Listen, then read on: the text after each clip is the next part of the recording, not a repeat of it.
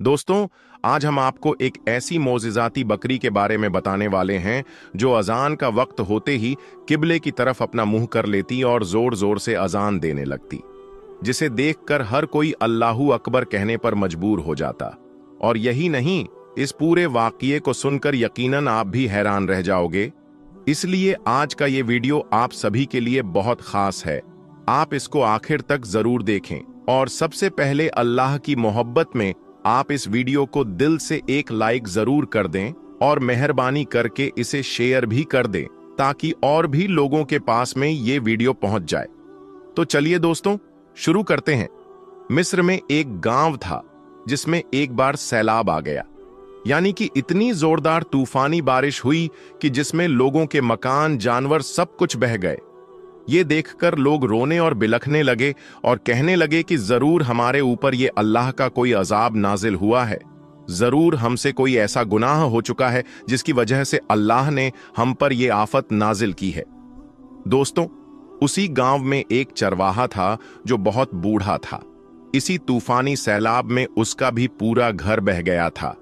ये देखकर वो चरवाहा लोगों से कहने लगा कि आज हम लोगों ने मस्जिदों को वीरान कर दिया है, जिसकी वजह से हम पर ये आफत आई है। चलो मस्जिद में और जाकर अपने रब की इबादत करते हैं और अल्लाह से माफी मांगते हैं।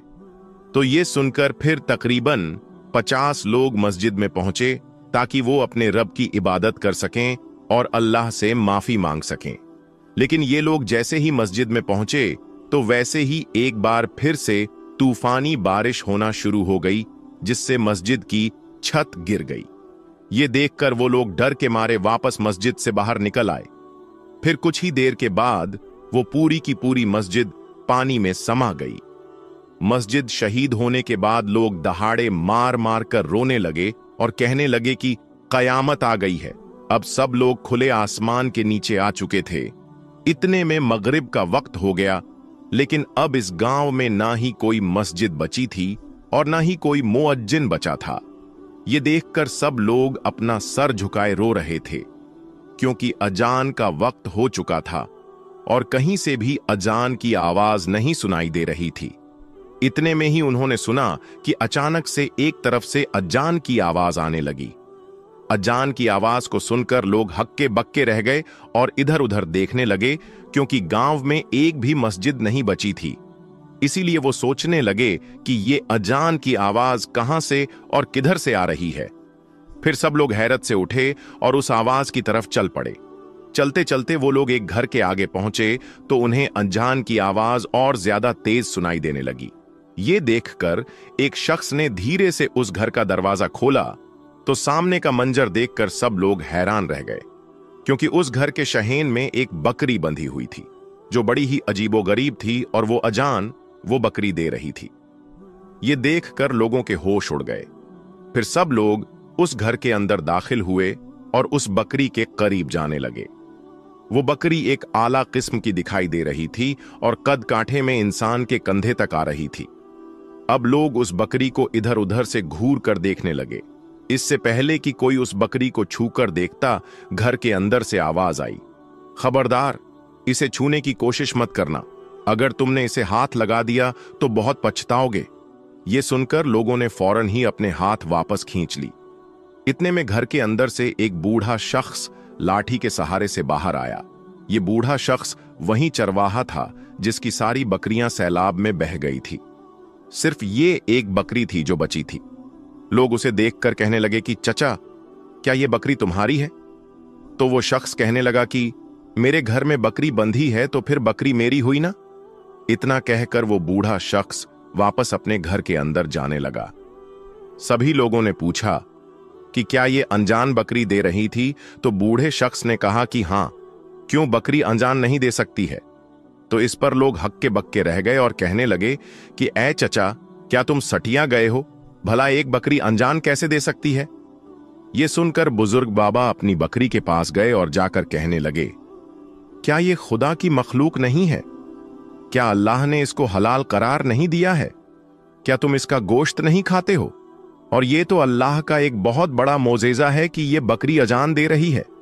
कल रात ही मैंने अपने ख्वाब में देखा था कि लोग दूर दूर से हमारी इस बकरी को देखने के लिए आ रहे हैं, लेकिन मुझे नहीं मालूम था कि मेरी इस बकरी पर अल्लाह की खास अता हो जाएगी और ये अजान देने लगेगी। जब हमारे गांव में सैलाब की आफत आ गई थी, हमारे गांव की मस्जिद गिर चुकी थी, तो शायद अल्लाह ताला को अपना कोई मोजेज़ा दिखाना था, इसलिए अल्लाह ने इस बकरी की जबान में अजान डाली है। बस फिर क्या था, यह बात पूरे गांव में आग की तरह फैल गई। अब तो लोग दूर दूर से इस बकरी को देखने आने लगे। अब जैसे जैसे अजान का वक्त होता, वो बकरी किबला की तरफ रूख करके खड़ी हो जाती और उसका पेट इस कदर फूल जाता जैसे कि अजान की आवाज बकरी के पेट से बाहर निकल रही हो। अब लोग दूर दूर से आकर बकरी को देखने लगे। भीड़ ज्यादा बढ़ी तो बुजुर्ग बाबा ने बकरी के चारों ओर दायरा बनवा दिया। अब लोग सिर्फ दूर से ही उस बकरी को देख सकते थे, यानी कि उसको छू नहीं सकते थे। अब लोग दूर दूर से आते, बकरी की जियारत करते और उसकी अजान सुनकर हैरान हो जाते और सोचते कि भला ये जानवर अजान कैसे दे सकता है। अब ये बात लोगों के लिए किसी मोजेज़ा से कम नहीं थी। अब लोगों के लिए हैरान करने वाली बात यह भी थी कि जब से इस बकरी ने अजान देना शुरू किया है, तब से इस गांव में बारिश भी रुक गई है और जो पानी गांव में जमा था वो भी गायब हो चुका है। अब हर कोई इस बकरी को बाबरकत कहने लगा था दोस्तों। फिर ऐसे ही करते करते ये बात बादशाह तक भी पहुंच गई। बादशाह भी ये सुनकर काफी हैरान हुआ कि फला गांव में एक बकरी अजान देती है। तो ये सुनकर बादशाह भी कहने लगा कि हम इस बकरी के मालिक से जरूर मिलना चाहेंगे, जिसकी बकरी ने अल्लाह का नाम लेना शुरू कर दिया है। और यही नहीं, हम उसको खूब सारा इनाम भी देंगे, क्योंकि अब उस गांव में जो भी कोई बकरी को देखने जाता था तो वो कुछ न कुछ उसके लिए जरूर लेकर जाता था। और साथ ही वहां पर जाकर लोग मन्नत भी मांगने लगे थे। कोई अपने कारोबार में बरकत के लिए मन्नत करने लगा तो कोई औरत औलाद के लिए मन्नत करने लगी थी। अब हर कोई अपनी परेशानी लेकर उस बकरी के पास में पहुंचने लगा था। इसलिए अब ये बात बादशाह के लिए भी काफी हैरान करने वाली थी। बादशाह ने जल्दी से अपने वजीर को उस गांव में भेजा और कहा कि जल्दी से तुम उस गांव में जाकर देख कर आओ कि क्या हकीकत में वहां पर कोई बकरी अजान देती है या फिर नहीं, या फिर लोगों ने सिर्फ एक अफवाह फैला रखी है। वजीर फौरन ही उस गांव में पहुंचा और सारा नजारा अपनी आंखों से देखा और वापस आकर हैरानी से बादशाह से कहने लगा, बादशाह सलामत, लोग जो कुछ भी कह रहे हैं वो बिल्कुल सच है। यह सुनकर बादशाह को बड़ा गुस्सा आया और कहने लगा कि शायद मेरा ये वजीर भी उस बकरी का मुरीद बन चुका है। अगर लोगों को थोड़ी और डील दे दी गई तो लोग उस बकरी को खुदा समझने लगेंगे। फिर बादशाह ने फौरन ही अपने लिए एक सवारी तैयार करवाई और अपने सिपाहियों को हुक्म दिया कि मेरे लिए एक आम सा लिबास लाया जाए। मैं अपना भेष बदलकर उस गांव में जाऊंगा और ये सारा माजरा अपनी आंखों से देखूंगा। इसके बाद बादशाह ने अपना भेष बदला और बाजार में पहुंच गया। वहां पर हर कोई उस बकरी की ही बातें कर रहा था। लोग कह रहे थे कि हम तो नमाज ही तभी पढ़ेंगे जब वो बकरी अजान देगी, तो कोई कह रहा था कि वो बकरी बड़ी करामाती है। कल मैंने उस बकरी की अजान को सुनकर नमाज पढ़ी थी तो मेरी दुकान पर ग्राहकों की भीड़ लग गई थी। इस तरह की बातें जब बादशाह ने सुनी तो वो बहुत ज्यादा परेशान हुआ, उनका दिल कांप कर रह गया। इसके बाद बादशाह उस गांव में दाखिल हो गए जिसमें वो बकरी बंधी थी। बादशाह ने देखा कि उस गांव में पैर रखने की भी जगह नहीं थी, हर तरफ भीड़ ही भीड़ थी। फिर बादशाह ने अपना सर उठाकर उस बकरी की तरफ देखा। वो बकरी लोगों को हैरान कुन नजरों से देख रही थी। इतने में जौहर का वक्त हो चुका था। बकरी ने फौरन ही किबला रुख किया और फिर अचानक ही फिजा में अजान की आवाज गूंजने लगी। ये देखकर बादशाह भी बड़ा हैरान हुआ। अब जैसे जैसे अजान की आवाज गूंजने लगी वैसे वैसे बकरी का पेट भी फूलने लगा था। ऐसा लगने लगा था जैसे कि ये अजान की आवाज इस बकरी के पेट से बाहर निकल रही हो। लेकिन साथ ही बादशाह सोचने लगा कि ये कैसे मुमकिन हो सकता है, एक बकरी के पेट से अजान की आवाज बाहर निकले। फिर जैसे ही अजान मुकम्मल हुई तो बकरी का पेट भी वापस अपनी जगह पर आ गया था। लोग ये देखकर अल्लाहू अकबर कहने लगे। कुछ लोगों ने तो वहीं पर नमाज पढ़ना भी शुरू कर दिया था। इधर लोग तरह तरह के सामान ला रहे थे। कोई बकरी के लिए सोने चांदी के बर्तन ला रहा था, तो कोई आला किस्म की जड़ी बूटियां साथ लेकर आ रहा था। इसके बाद ईशा का वक्त हो गया था। सब लोग अपने अपने घर को चले गए थे। मौका देखकर फिर बादशाह उस शख्स के पास पहुंचा और अपने थैले में से 3 पोटलियां निकाली, जिनमें सोने की अशर्फियां भरी पड़ी थीं। वो उस शख्स के हाथ में रखकर बादशाह कहने लगा कि ये बकरी तुम मुझे बेच दो, इसके बदले में मैं तुम्हें इतने सारे सोने की अशर्फियां दूंगा। ये सुनकर बूढ़ा शख्स गुस्से से लाल हो गया और कहने लगा कि ये तुमने कैसे सोच लिया कि मैं ये बकरी तुम्हें दे दूंगा? मैं किसी भी कीमत पर इस बकरी को नहीं बेचूंगा। इसके बाद उसने धक्के देकर बादशाह को अपने घर से बाहर निकाल दिया। बादशाह को लग रहा था कि ये शख्स कोई पैसों का लालची है, इसलिए शायद ये सब कर रहा है। लेकिन सोने की अशर्फियों को देखकर भी जब वो नहीं माना, तो बादशाह समझ गया कि बात कुछ और ही है, चक्कर यहां पर कुछ और ही है। फिर बादशाह ने आसपास के लोगों से पूछा कि क्या ये शख्स इस घर में अकेला रहता है? तो इस पर लोगों ने बताया कि ये शख्स बे औलाद है और ये अपनी बीवी के साथ इस घर में रहता है, लेकिन इसकी बीवी पर्दे के मामले में बहुत ज्यादा सख्त है। आज तक इसकी बीवी को किसी ने भी नहीं देखा है। सिर्फ इसकी बीवी महीने की आखिरी तारीख को रात के वक्त अपने घर से बाहर निकलती है और सुबह फज्र के वक्त वापस घर के अंदर आ जाती है। ये सुनकर बादशाह कुछ समझ नहीं पाए, लेकिन बादशाह इस राज से पर्दा उठाना चाहते थे, क्योंकि लोग शिर्क में मुब्तिला हो रहे थे। लोग इस बकरी को खुदा मानने लगे थे, लेकिन सब कुछ देखकर भी बादशाह खामोश था, क्योंकि उसका मानना था कि अगर लोगों के सामने बगैर सबूत के बात करूंगा तो लोग उसकी बात पर यकीन नहीं करेंगे और फिर लोग मेरे ही खिलाफ खड़े हो जाएंगे। इसलिए बादशाह इस बात की तह तक जाना चाह रहे थे। खैर, फिर महीने की आखिरी तारीख भी आ गई। बादशाह सोच रहा था कि हो सकता है कि इस काम में इसकी बीवी भी शामिल हो। बस यही बात सोचकर बादशाह उसकी बीवी को छुपकर देखना चाह रहे थे। फिर आधी रात का वक्त हुआ। उस घर का दरवाजा खुला। वो औरत घर से बाहर निकली और तेज तेज चलने लगी। बादशाह भी छुपकर उसका पीछा करने लगा। अब वो औरत चलती हुई एक मकान के अंदर दाखिल हो गई। फिर बादशाह ने छुपकर वहां पर जो कुछ देखा, वो देखकर बादशाह के होश उड़ गए, लेकिन फिर सही वक्त आने का इंतजार करने लगे। इसके बाद वो औरत उस घर से बाहर निकली और वापस अपने घर के अंदर आ गई। अब ये मामला बादशाह के लिए और भी ज्यादा पेचीदा हो चुका था। वो अकेला इस मामले को नहीं निपटा सकता था, इसलिए बादशाह वापस अपने महल में गया, अपने साथ अपने वजीर और अपने कुछ सिपाहियों को भी लिया और कहने लगा कि इसके लिए मुझे आप सबका भी साथ चाहिए। हम सब मिलकर इस राज का पर्दा उठाएंगे, वरना ये लोग ऐसे ही गुनाह का शिकार होते रहेंगे। फिर बादशाह 3 दिनों के बाद अपने वजीर और सिपाहियों के साथ वापस उस गांव में दाखिल हुआ, तो ये देखकर बादशाह बहुत हैरान हुआ, क्योंकि अब उस गांव के अंदर कोई भी भीड़ नहीं थी। उस घर के सामने एक भी शख्स नजर नहीं आ रहा था। ये देखकर बादशाह सोचने लगा कि कहीं इस शख्स ने बकरी को बेच तो नहीं दिया है। बस यही बात सोचकर बादशाह उसके दरवाजे पर पहुंचे और आवाज लगाने लगे। ये सुनकर अंदर से आवाज आई, कौन है और किस लिए आया है? बादशाह ने कहा कि हम आपके यहां बकरी देखने आए हैं। हमने सुना है कि आपकी बकरी बड़ी करामाती है। इस पर वो बूढ़ा शख्स गुस्से से कहने लगा, हमने अब अपनी बकरी की मसूरी करना बंद कर दिया है। मेरी बकरियां मंजरे आम पर आना बंद हो गई हैं, क्योंकि अब ये हामिला हो चुकी है और अब हम नहीं चाहते हैं कि कोई हमारी हामिला बकरी को देखकर इसे नजर लगा दे।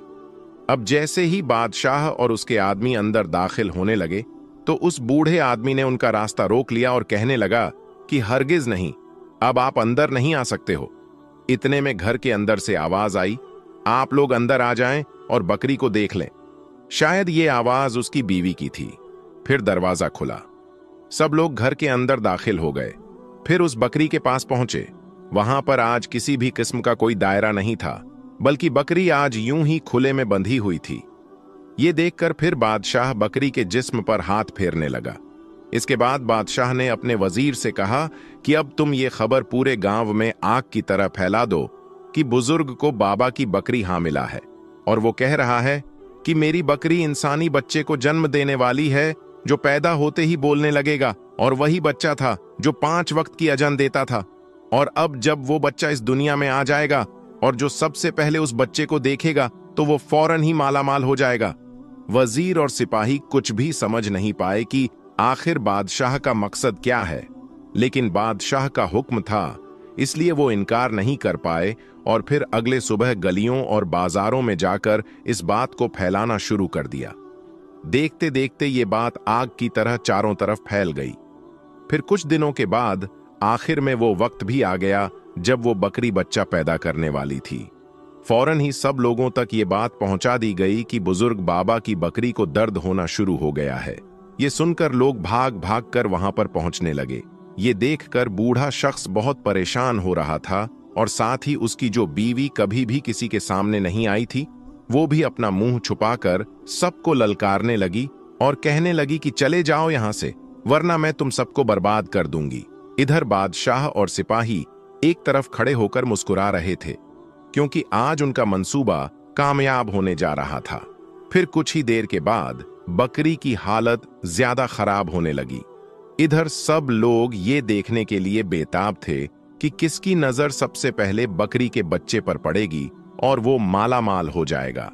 अब बकरी बच्चे को जन्म देती इससे पहले ही उसकी बीवी चीखने लगी और इस कदर गुस्से में आ गई कि उसने अपने सारे पर्दों को उतार कर फेंक दिया और सबके सामने आ गई। उसने अपने बालों को नोचना शुरू कर दिया और चीख कर कहने लगी कि निकल जाओ मेरे घर से, मेरी बकरी को अकेला छोड़ दो, तुम लोग मेरी मेहनत पर पानी फेर रहे हो, मैं तुम सबको बर्बाद कर दूंगी। ये देखकर सब लोग हैरान हो गए और सोचने लगे कि इस कदर शरीफ औरत, जिसको आज तक पहले कभी किसी ने नहीं देखा था, वो एकदम से अपने सारे पर्दों को कैसे उतार कर फेंक सकती है। इतने में एक सिपाही आगे बढ़ा और कहने लगा कि मैं एक तबीब हूं, मैं जानवरों के मुश्किल वक्त में उनके काम आता हूं, कितनी ही बकरियों के बच्चे पैदा करने में मैं उनकी मदद कर चुका हूं। यह सुनकर सब लोग उसको आगे भेजने लगे। वो सिपाही आगे बढ़ता हुआ बकरी के पास में पहुंच गया। इसके बाद सिपाही ने बकरी को ऐसी चीज सुंघाई कि कुछ ही देर के बाद में उसने जो चीज पैदा की उसे देखकर सबके होश उड़ गए, क्योंकि उस बकरी के पेट से कोई बच्चा नहीं पैदा हुआ, बल्कि बेतहाशा ताबीज और डोरियां उसके पेट से बाहर निकली है। ये देखकर हर कोई खौफ से कांपने लगा। इतने में वो बकरी मर गई और इधर वो बूढ़ा शख्स और उसकी बीवी चीखें मार मार कर रोने लगी और कहने लगी कि हमारी पूरी मेहनत पर पानी फिर गया है। दोस्तों, उसी वक्त बादशाह ने अपने चेहरे से नकाब हटा दिया और वहां पर 2 सिपाही फौरन ही खड़े हो गए। ये देखकर हर कोई हैरान रह गया और बादशाह का रास्ता छोड़ने लगे। फिर बादशाह उस शख्स और उसकी बीवी के पास पहुंचा और कहने लगा कि अब हकीकत तुम लोग खुद बताओगे या तुम्हारा सर अभी कलम करवा दूं?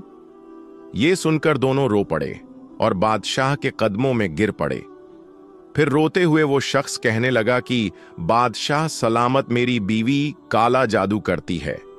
मेरी बीवी काला जादू करके आज तक न जाने कितने घर बर्बाद कर चुकी है, और हमने ये बकरी भी इसलिए पाल रखी थी क्योंकि मेरी बीवी इसे अपने काले जादू में इस्तेमाल करती थी।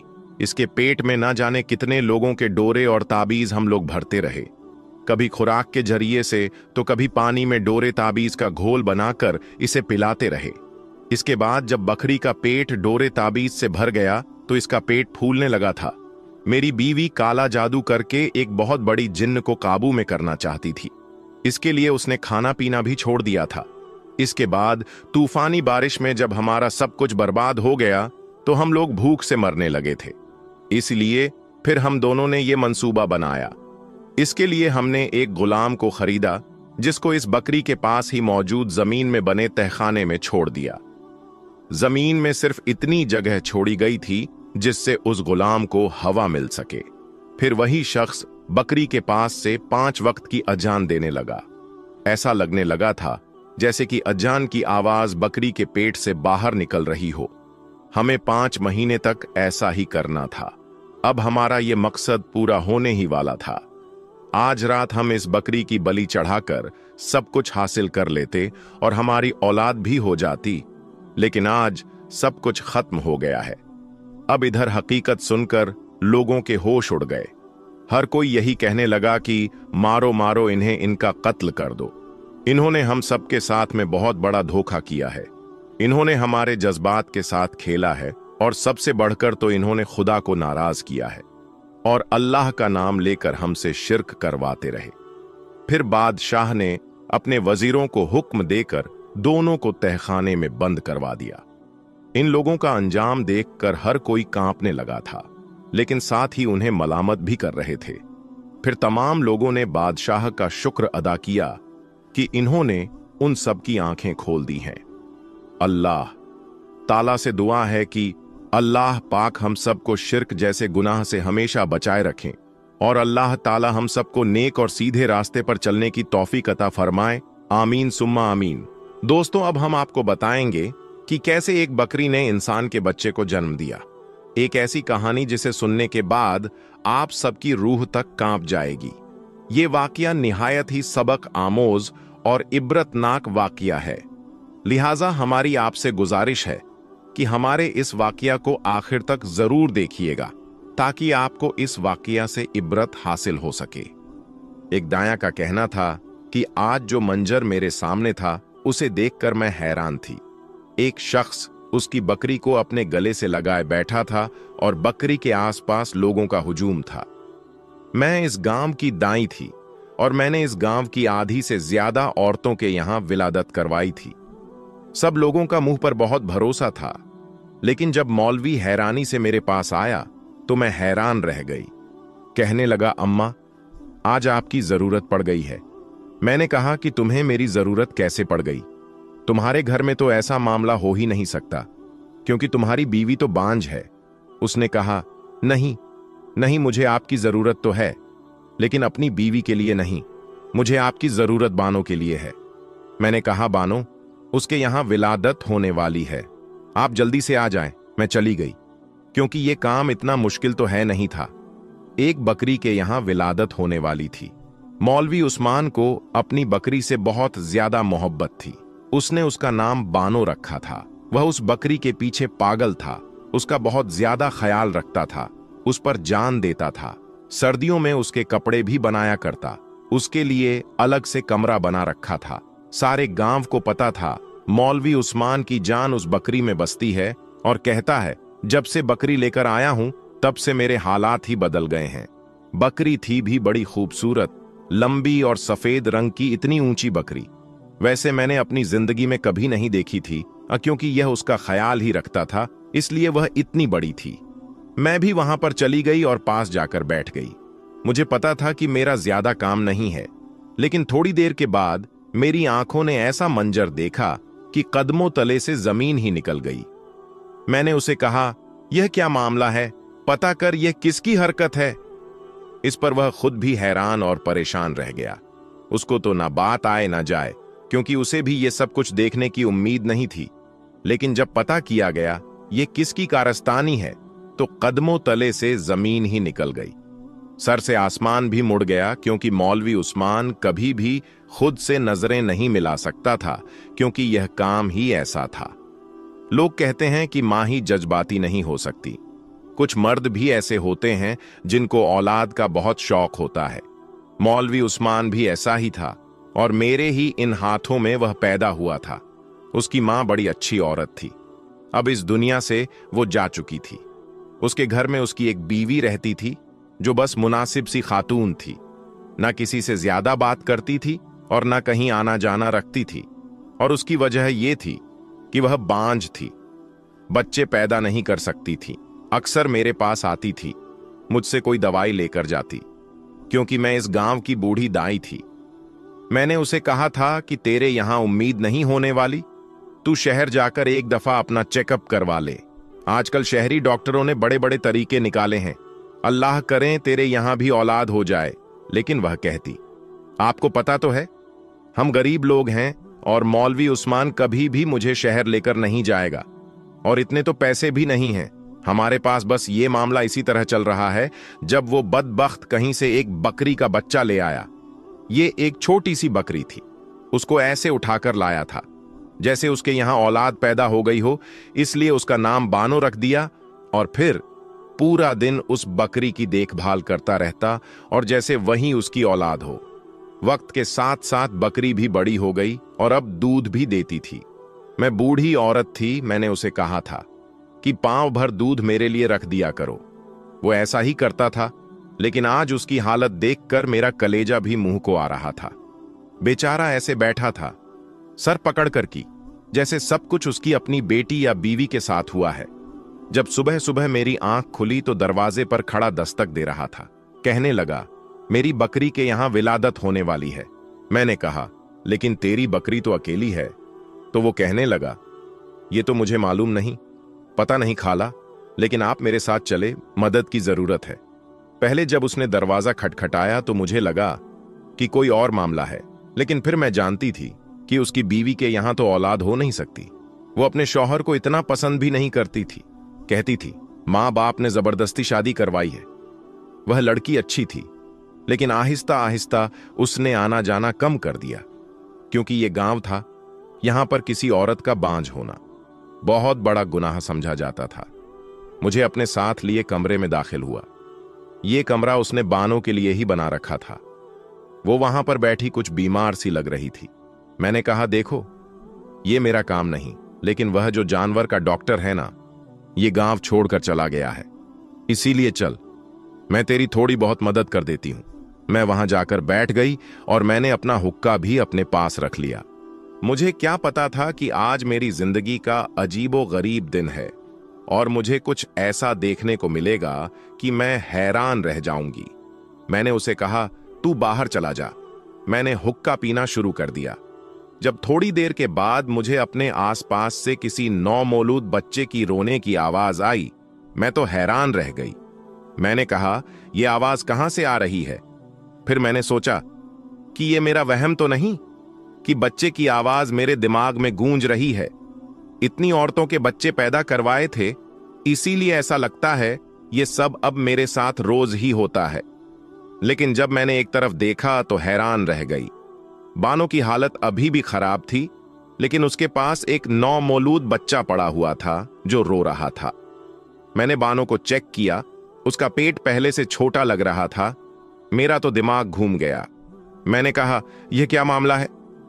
लेकिन वह बच्चा ऐसे ही घास पर पड़ा था। मैंने जल्दी जल्दी से उठाया और अपनी चादर में लपेट लिया।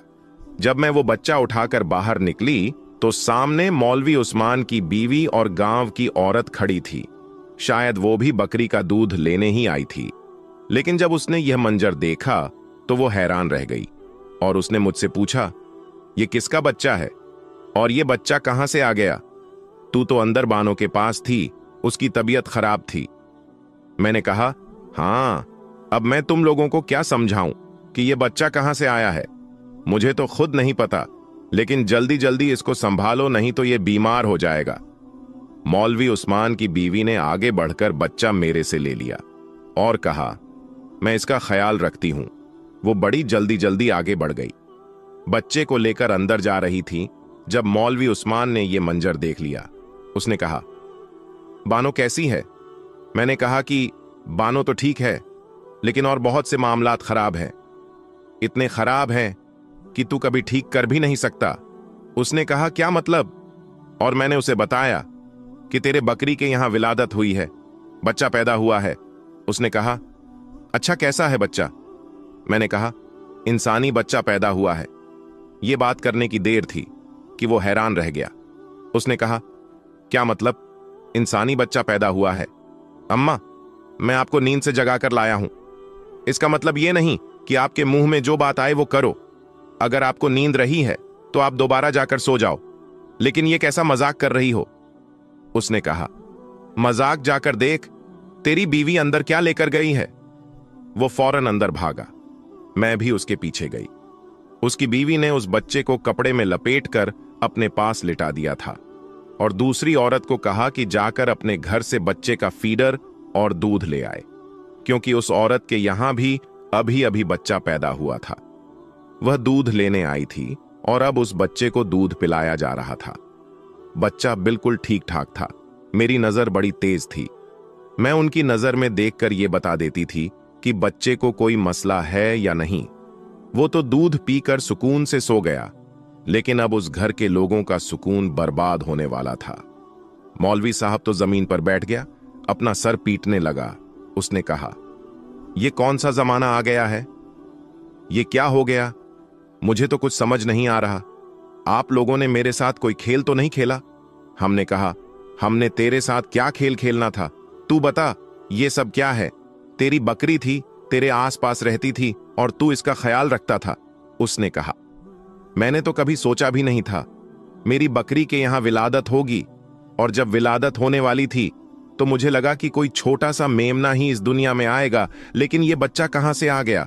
उसकी बीवी कुछ अजीब सी हरकतें कर रही थीं, बच्चे को बड़े प्यार से संभाल रही थी, ना कुछ बोल रही थी और ना कुछ कह रही थी। हम सब हैरान थे, तो उसको भी हैरान होना चाहिए था ना, लेकिन वो हैरान नहीं थी। हम ये सोच रहे थे कि ये सब कैसे हो गया। वो कुछ भी नहीं बोल रही थी कि जिन औरतों के बच्चे नहीं होते, अमूमन उन्हें अपने बच्चे का बहुत शौक होता है, लेकिन इस औरत से मैं जब भी पूछती थी, वह यही कहती थी, मुझे बच्चों का कोई शौक नहीं है। अगर बच्चे नहीं हैं तो मुझे कोई मसला नहीं, लेकिन अब इस बच्चे को ऐसे पकड़कर बैठी थी कि जैसे खुद से दूर करेगी तो उसे सांस ही नहीं आएगी। मैंने कहा कि शम्मा तू भी कुछ बोल ले, खामोश क्यों बैठी है? उसने कहा, मैं क्या बोलूं? मेरे बोलने न बोलने से क्या हो जाएगा? यहीं इस बकरी को उठा के लाए थे और पूरा दिन इसके आसपास रहते थे। मुझे नहीं पता कि मैं किस पर शक करूं। मौलवी उस्मान ने पास पड़ा ग्लास उठाकर जमीन पर दे मारा। उसने कहा, क्या तो तुम मुझ पर शक कर रही हो? उसने कहा, नहीं, मैं आप पर शक नहीं कर रही, लेकिन आप ही बता दें कि यह सब कैसे हो गया। यह सब कुदरत के खिलाफ है। अगर ऐसा हुआ है तो यह किसी की बहुत बड़ी सजा है। मौलवी ने कहा, इस बच्चे का क्या करें? उससे पहले कि मैं कुछ बोलती, शम्मा कहने लगी कि बच्चे को मेरे पास रहने दे। अल्लाह ने हमें औलाद नहीं दी, बस यूं समझे कि हमारी औलाद मिल गई। आपको कितनी दफा समझाया है और कितने झगड़े किए हैं आपसे, लेकिन आपने कभी मेरी बात नहीं मानी। अब ये औलाद हमारे दरवाजे पर आ गई है, हम इसको पा लेंगे। मर्द के अंदर बहुत सब्र होता है, लेकिन जब उसका सब्र जवाब दे जाता है ना, तो वो खामोश ही हो जाता है। मौलवी उस्मान के साथ भी यही सब हो रहा था। वो खामोश हो गया और वो उठकर वहां से चला गया। अब शम्मा रोने लगी। उसने कहा, देखे ना अम्मा, मैंने इससे कितनी दफा कहा, हम किसी का बच्चा लेकर पा लेती हूं। हमारी शादी को 10 साल हो गए हैं। मैं तो लोगों के बच्चे ही जवान होते देख रही हूं। मुझे डॉक्टर के पास लेकर नहीं जाते, ना ये मुझे शहर ले गए हैं। उन्होंने कभी मुझ पर ध्यान ही नहीं दिया। मुझसे ज्यादा तो उसको उस बकरी से मोहब्बत थी। मैंने सोचा था कि किसी का बच्चा लेकर पाल लेते हैं, लेकिन आजकल ऐसे बच्चे मिलते नहीं हैं। शम्मा बोली, अम्मा ऐसी कोई बात नहीं है। मेरी बहन नाजिया, अल्लाह ने उस पर एक कर्म किया। एक साथ ही 3 बेटियां पैदा हुई थीं। फिर अल्लाह ने उसे एक साथ ही 2 बेटे और दे दिए। वह हमें अपना बच्चा देने को तैयार थी। उसके शौहर तो मेहनत मजदूरी करते थे, 5 बच्चों को कैसे पालते। और फिर मेरी बहन की औलाद थी, और ये जो आपका मौलवी उस्मान है ना, इसने कहा कि इसका बाप कम जात है और हमने ऐसा बच्चा नहीं लेना जिसके अंदर घटिया जात का खून हो। देखिए ना, इसने कितने बड़े बड़े बोल बोले हैं। शायद जिसके लिए अल्लाह ने इसको ये सब कुछ दिखाया। इसने कभी मुझे संजीदा नहीं लिया और ना ही मेरा इलाज करवाया, ना मेरे लिए दुआ की, ना मुझे कहीं दम करवाने ले गया। मैंने कहा, किसी से औलाद ले लेते हैं, तो इसने मुझे 1000 बातें सुनाई। मैंने कहा, फिर शहर जाके किसी यतीम खाने से बच्चा ले लेते हैं, तब भी इसने मुझे बुरा भला कहा। बस इस बकरी को लेकर बैठ गया। एक दिन तो मुझे कहता था, ये बकरी ही मेरा सब कुछ है, और मैं अगर इसका कोई काम ठीक से नहीं करती थी तो मेरे साथ लड़ाई झगड़ा करता था। मुझे कहता था कि मैं तुम्हें तलाक दे दूंगा। अब देख ले क्या मामला हुआ। अब इस बकरी की वजह से ये पूरे गांव में भी मशहूर हो गया, लेकिन अच्छे अल्फाज में मशहूर ना होगा, मेरी ही बद्दुआ लगी है। मैंने कहा, शम्मा क्या हो गया है? तेरी बद्दुआ ऐसी थी? तो शम्मा ज़ेरे लब कहने लगी, मैंने जो मांगा था वो मुझे मिल गया। मैंने कहा, ये तू क्या बोल रही हैं? उसने कहा, मैं कह रही हूं कि मुझे ये बच्चा मिल गया, बस काफी है।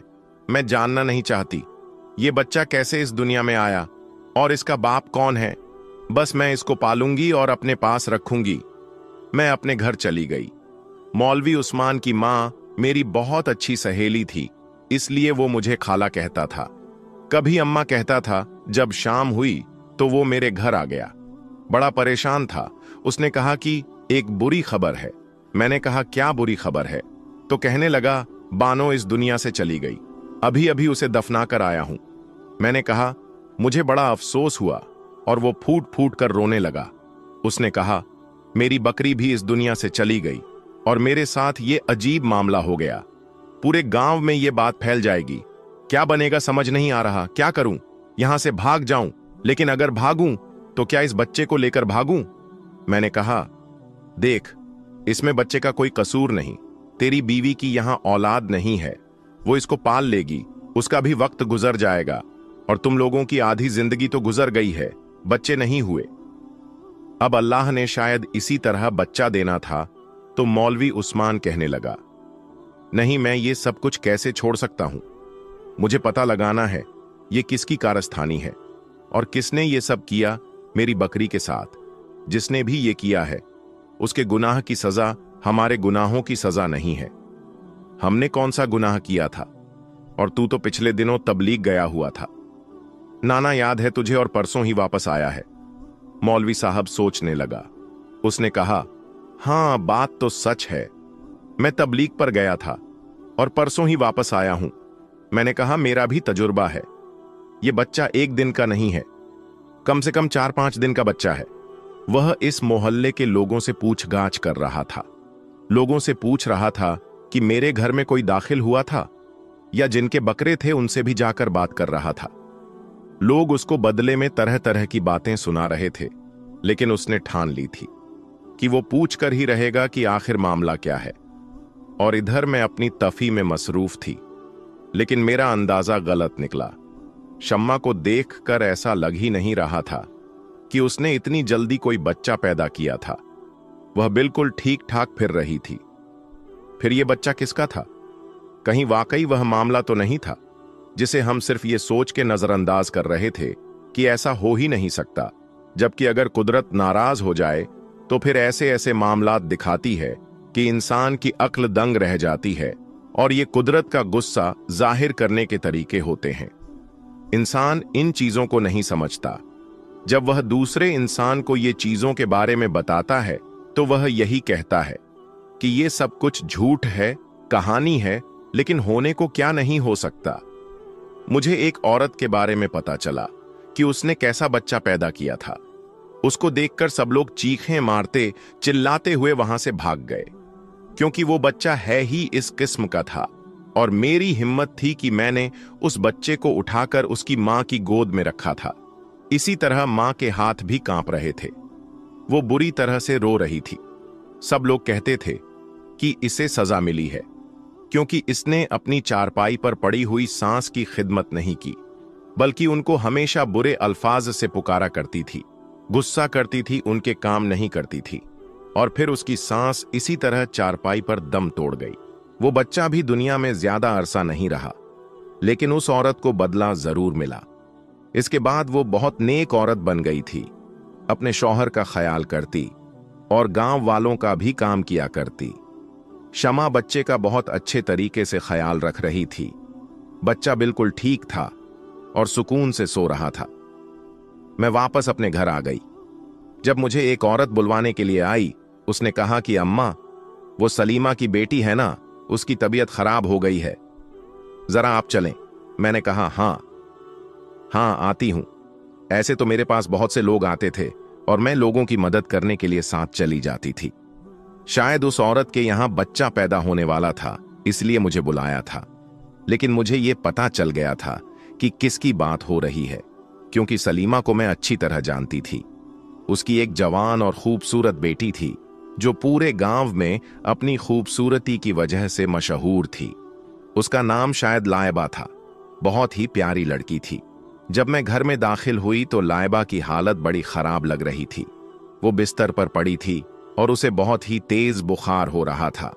मैंने पूछा कि क्या मामला है? तो उसकी मां ने कहा, ये अपने मामू के घर गई थी, 4 दिन पहले वापस आई है और तब से इसने अपने आप को कमरे में बंद कर रखा है। ना उसने कुछ खाया है और ना पिया है और इसकी हालत बड़ी अजीब हो रही है। अब इसको इतना तेज बुखार हो गया है कि बुखार उतरने का नाम ही नहीं ले रहा। मैंने लाइबा की तरफ देखा तो मैं उसका चेहरा देखते ही समझ गई कि मामला कुछ और है। मैंने सबसे कहा कि तुम लोग बाहर चले जाओ, मुझे अकेले में इसको देखने दो कि क्या मामला है, क्या वजह है। जवान लड़की है, क्या तुम सबके सामने मैं इससे ऐसी बातें पूछूंगी? चलो निकलो यहां से। मैं लाइबा के पास बैठ गई। मैंने कहा, जी क्या बात है बेटा?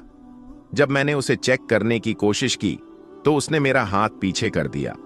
उसने कहा, नहीं अम्मा, बस तू मुझे बचा ले, बाहर जाकर सबको कह दे कि सब कुछ ठीक है। मैंने कहा, क्यों, क्या हुआ? तो वो कहने लगी, ये देख मेरा हाल। जब मैंने उसको देखा तो मैं समझ गई कि क्या मामला है।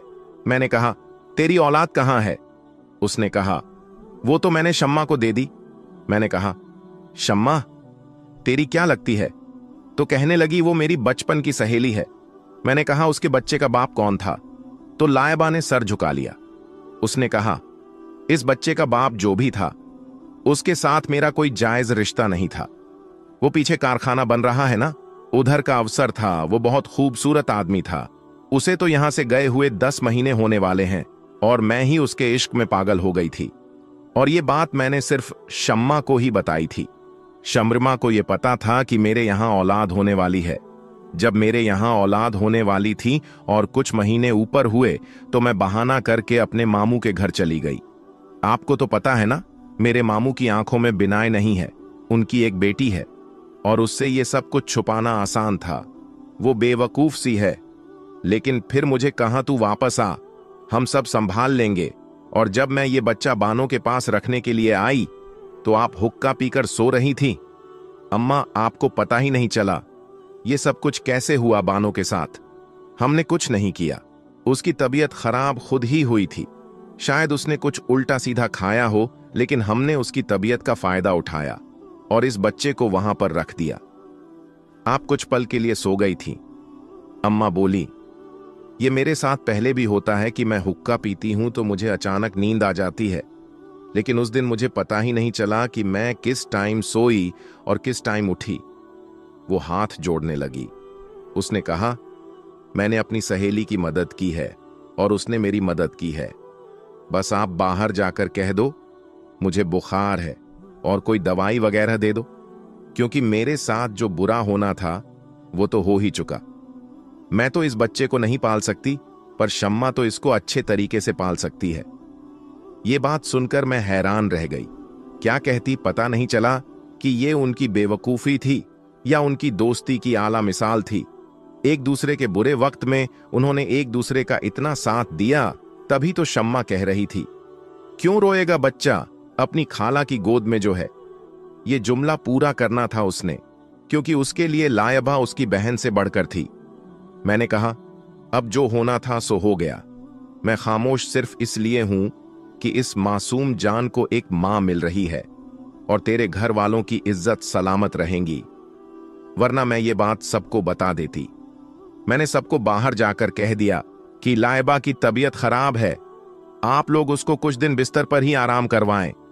इसके बाद वो ठीक हो जाएगी और उससे ज्यादा सवाल नहीं करिएगा।